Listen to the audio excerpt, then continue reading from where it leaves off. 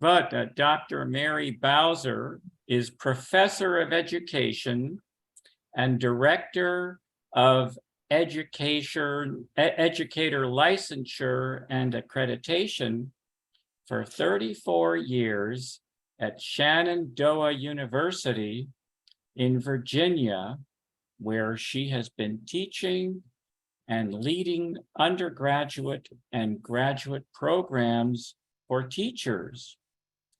She has been married 37 years to a retired radio television announcer and podcaster, and is the mother of 2 adult children and 2 spoiled pets.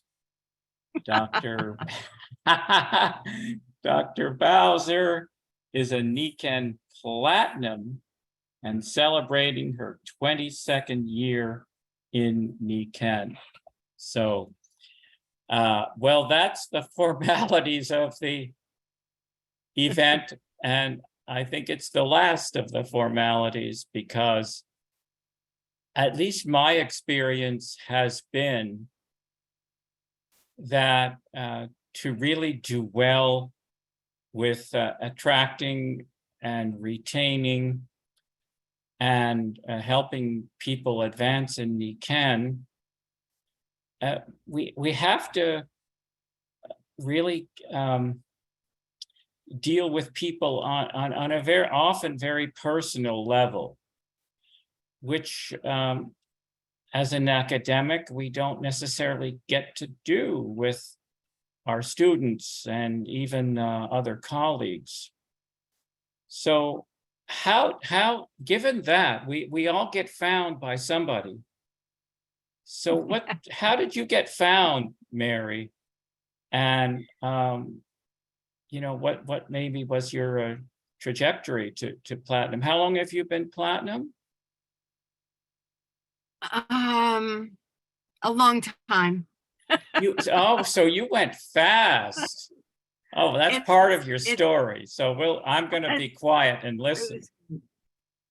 Okay. I can't say it all started, because you never know when the start was. When I got to, I was a high school English teacher, went back and got my doctorate, never intended that to, that wasn't part of my original plan. But when I was invited, and the person said there's a scholarship, I was like, okay, that sounds great. So I went to the University of Virginia to learn how to teach people how to write and to be a good writing teacher, as well as a few other things. And part of my interest was technology at that time also. So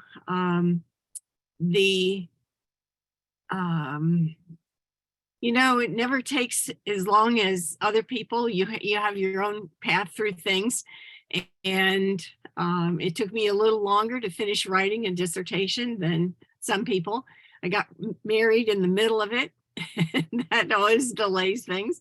Then I found a job at Shenandoah University, and they didn't need just an English educator, they needed a secondary educator. So that just spread things out. I became a generalist, and I was on campus all of 3 weeks in the fall, starting out brand new. And the professor invited me into his office and said, I want to start a graduate program, and you're the person to do this. Oh. So on top of teaching undergraduates all day, I started a program with help colleagues, but we started doing graduate courses at night. And I found myself after a couple of years teaching all day and then teaching 3 nights a week. And we were doing courses out in the boonies. So I was traveling a couple hours over into West Virginia, and then teaching for 3 hours and then driving home. teaching in Southern Virginia. There were weekends classes there. You teach a Friday night and then stay over in a motel and then teach a double class on Saturday and then drive home and then teach all next week. I mean, it's just, My you can God, they start had you to get going the 24 idea. hours a day.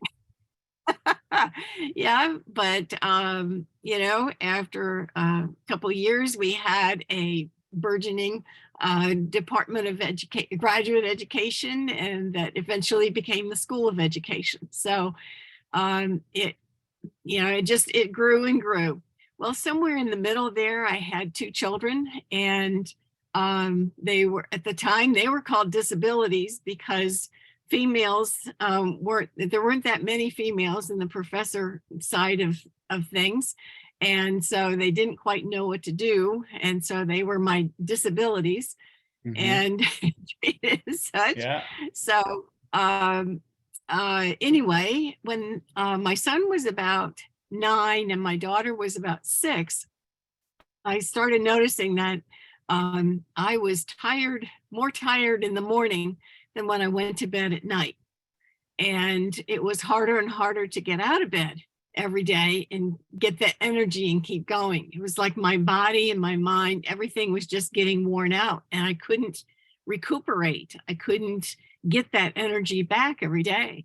And so with that, at the same time, you mentioned my husband's, he was a radio broadcaster. He's now retired. And he was going on his career about the same speed as I was in mine. And so weekends, he would be doing MC work or he would be hosting or whatever, different things. And he happened to have the kids with him. This one Saturday, our community wellness festival was being held. And it's sponsored by the hospital, but anybody who's in the health and wellness industry can have a booth. It's at the Okay. local mall. And so he was giving me a day off. I put that in quotations because I was home doing laundry and cleaning.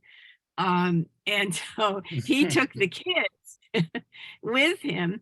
And after he did his stint as an MC, he was walking them through the mall and they were drawn to this booth where this lady was doing these demonstrations with these magnetic things. And, just going on, and the kids kept, oh, this is pretty cool. And she showed him, he was like, yeah, this is cool. But he said, if you can make my wife feel better and make my mom happy, he says, I'll tell you, I'll be a happy man. Just take care of my wife and my mom. And so the lady said, all right, well, I need to come home and I'll meet you at your house. And he's wait. We'll have to set that up. Well, it took us a couple of months to be able to get that all lined up when the two of us were home and we had the kids off with a sitter so we could listen. And she demonstrated some amazing products. She brought in some things we could put in our shoes. She showed us this thing called, at the time she said it's a rollout. And we didn't know what that was. But it felt really good. She rolled this magnetic thing up and down our backs, and that felt really good. She showed us a few other things, and then she left some materials with us to read. And I thought to myself, okay, this is pretty interesting. What nobody knew though is that my son, at age 9, was having anger issues with me every morning, having a rage. He would wake up in an absolute angry state. And this was something new. And we noticed it. I noticed it for it was probably 6 months we'd been dealing with this. It just kept getting worse and worse. And it didn't happen with anybody else. It was only happening with me. My husband took care of the kids in the evening when I was, teaching, and he wasn't there when this was happening. So I thought, well, I tried all the psychology I knew and softball, you know. Yeah. I, As a I should know teacher how to too. control kids. Yeah, I should know how to control kids. And Yeah. it was something I tried all sorts of things. I even put him in anger management in school, and um, just nothing seemed to work. And so what happened is every day, you know, the other thing that started that was really strange is he started wetting the bed again. And it's like, oh my gosh, what is going on? And I knew something was happening. And all night, you know, he'd be up walking around, and, you know, I'd hear him in the bathroom. So I thought, okay, he's taking care of things. But the next morning, the bed would be wet again. And then that would set off the anger and the rage. And it was kind of a violent morning, you know, punching and kicking, and didn't want to go anywhere. Oh. Well, anyway, this was a morning in April that he just, you know, was kicking, and I just closed my bedroom door and let him just hit the outside of the door. And I went and got myself ready, got my daughter ready for school. And I heard him in the hallway just sort of sliding down, and I heard him crying. And so I opened the door. I said, it's okay, you know, honey, let's get ourselves together and go to school. Things will be all right. You like school. And he said, Mom, if this is the way life is going to be, I just don't want to live anymore. At 9. Well, at 9 years old. And I thought to myself, oh my gosh, what is going wrong? What is going on with this? And that, you know, it takes something like that. That really got my attention. I knew I had a big issue. So we got him cleaned up, went to school, and I went to a friend of mine, a biology teacher at school, that I knew she'd had her son in some issues, and she'd gotten professional help. And so I just pulled her aside before class, and I said, you know, here's the situation, you know, what would you do? And she said, oh my gosh, she says, Mary, what medicine is he on? What do you take? You know, asked me all sorts of other things, but is he taking anything? I said, no, we don't get sick anymore. We were, you know, we don't get sick. We don't go to the doctor. And she says, are you sure? And I said, well, you know, I used to have all that stuffy and all that stuff, but we take a prescription for that now. And she said, and she put the name of the drug to it. And I said, yeah, that's it. I'm on it. And so is my daughter. But my son, he was on the syrup, and now it's a certain tab that you just put on his tongue and it dissolves. And I did that every morning before he went to school. And she said, go home right now. I'll take care of your classes. Go home and read that package insert. And I went home and read it. And every single thing that he was experiencing was on that as a side effect. I read about incontinence. I read about not sleeping well. And I also read a certain percentage of the population has violent reactions.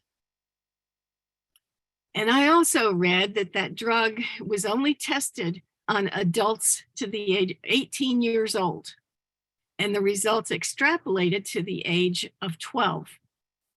My son was put on this medication at age 7. At age 6, he had started the syrup, but age 7 and 8 and 9, he was on this Ready-Tab that would dissolve. And was that supposed to control stuffiness? Or all the stuffiness, because we had, you name the other conditions with the ears, the throat, yes, all of it, you know, all those other things that were happening. Yeah. I knew more about I was at my doctor's every 2 weeks. With one kid would get it, and we'd take care of that, and then the next kid would get sick, the other kid, and then I'd be back to the other kid. And so he said, we'll try this. And I thought, well, it helped me. I can breathe. I'm great with this particular prescription. I'm great. Well, and the kids were on it, we didn't see the doctor anymore at all. But this other thing just started sliding along. So I knew right then that particular, that drug was going out of our lives. And so I just said, all right, I started praying, God help me. There's got to be something, because I knew what was going to happen when all of this reaction started happening again. And wouldn't you know, there was the answer. When that lady came over to our house and shared all those things, it was just amazing. I thought, well, I'll just buy this stuff.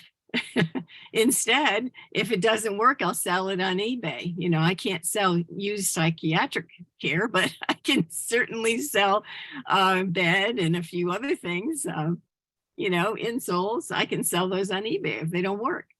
I can tell you that the minute I put those things in my house, we have not made any other choices. This was the answer. My son never had another rage. We never had any other issues. So Because did you get the whole, all of a sudden- whatever Niken had at the time? You just got the whole kit and caboodle? Because some people do I think that. you would, yeah, I think you would call it executive overnight. Yes. Yeah, well, that's what we did too. Whatever they had, we took. Okay, so I put it on my bed. I put it on the kids' bed. I put it in our shoes. I took their little feet, and I traced out their little feet. And on bigger ones, I bought adult size and traced out their little feet, and I put those in their shoes. we probably there's- didn't have water treatment no. systems at the time, right? At the time I came in, it was either that or it came in pretty soon after that. It was the white Oh, yes. countertop one. Yeah, the And, Pymax system. so So we did water, we did the sleep, we did everything you could wear. And yeah, we haven't looked backwards. We've just gone forward. And, you know, we haven't had those issues, either of those sets of issues, either the what was happening before or the side effects. so how So- did you transition then from, okay, we're all feeling better? Because you could have said, oh, thank God, and continued with your very busy life. And you were already very busy. I stayed pretty busy. One thing I added was a business on the side. 2 months later, my sponsor came to me and she said, well, Mary, you're talking so much about all this stuff, because talking is part of my life, you know, as a teacher. I was telling everybody I knew, and she said, you're sending me lots of customers. Wouldn't you like this a little extra money? I was like, duh. What teacher doesn't need a little extra money? Yes. And so that's when I started a part-time business. And that's But you went platinum relatively quickly, right? let's say it took a while. Built through gold. My sponsor was a platinum by that point. And she was looking to move up and get out. There was some other weird things that happened in my line. And she said, well, I'm going to move to diamond, and you need to, if you want to stay, you should be a platinum. So that's when I just said, okay, I'll do platinum. And who is your sponsor? She's not active anymore. Okay. So So it happens to the best of them, but we're still here. We love it.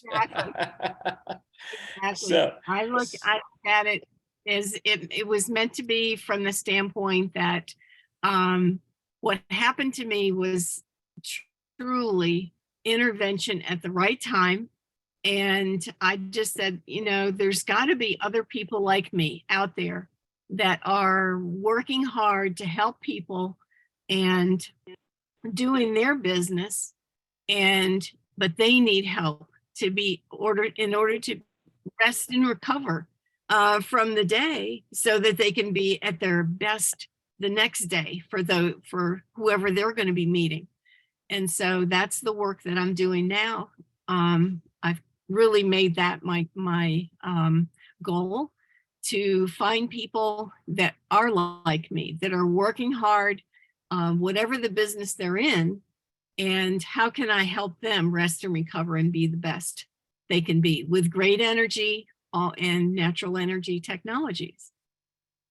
Yeah, that's a very interesting, you know, that people in our profession are overworked. And so because they're overworked, you know that they're tired. And is that how you kind of say, you know, if you're Well, tired, right. I can show you something because I'm so glad somebody showed me. Absolutely. The other thing I was amazed at, Paul, is, I was teaching undergraduates, but they were going to be teachers. I was teaching graduate students, so already full-time teachers. And I started realizing that so many of them were taking prescriptions that were mitigating things that were a concern, but all of those things were because of the life that they were living, their lifestyle, and they didn't know anything differently. And part of, I said, I've got a PhD and I didn't know about magnetics. I didn't know about these natural energy technologies and what they could do for somebody. And we don't teach about that. So I said, well, okay, now I know what I got to do. Now I know what I'm here for. How do you get to them to tell you? Most people don't necessarily tell you what prescription drugs they're on. How do you get to that? How are you? I mean, you're finding a lot of people are. I mean, the stats reflect that. But right. For them to tell you. Well, remember, I was a teacher of writing. Yes. And one of the things as a teacher of writing, I want people to, you do best what you know. So in order to teach about writing, you need to do some writing yourself. So I was writing, but I would always have my students write. And because then they would be writers and have writing and could talk about writing from the standpoint of having done it themselves. And then they could help their students do writing and write together, because it takes the teacher off the podium, off of the pedestal, and down, and you're equal with your students. So what you're doing is coming together on the same platform, and you can share writing, you can share your ideas. And that's a totally different way of teaching, where you're discovering as a group, you're discovering the truth, and you're discovering things. And so so in their writings, they inevitably, people like to write about things about themselves, I guess, and somehow you find out things. You find out amazing things. I found out things about my students that people in the school system had no idea was happening to these children. I had people that were had suffered through abusive situations and nobody knew, and they had to take care of it. But in their writings, in their journals, would tell me all the things that were happening to them. And so that was happening when I was teaching in the high school, and it also was happening when I was teaching at the college level, where in the writing, as you're sharing things that were important to you. And so as a teacher, helping them deal with that and helping all of that, I learned a lot about what college students are going through and how they cope and the mechanisms that they use to cope. I also found teachers who are in the school systems and the loads that they carry and the kinds of things that they're doing in order just to cope with the daily stress and struggle. And so when And can you move, you're in one profession, their teacher, and when can you move to wellness consultant, a NECAN wellness consultant, let's say? Can you do it during the semester or after the semester? When is when do you bridge it? after they're no longer my student. Okay, yeah, that's what I do also. Right. I can't cross that line. And Yeah. so, but the other thing is, I have a life outside of school, Yeah, which is a shock to some people that teachers actually leave the school.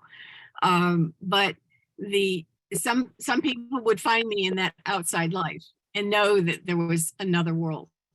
And so,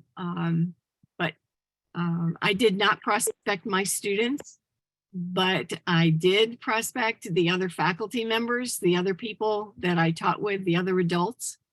yes. Yeah. That's fantastic. This is so good. Thank you so much, Mary.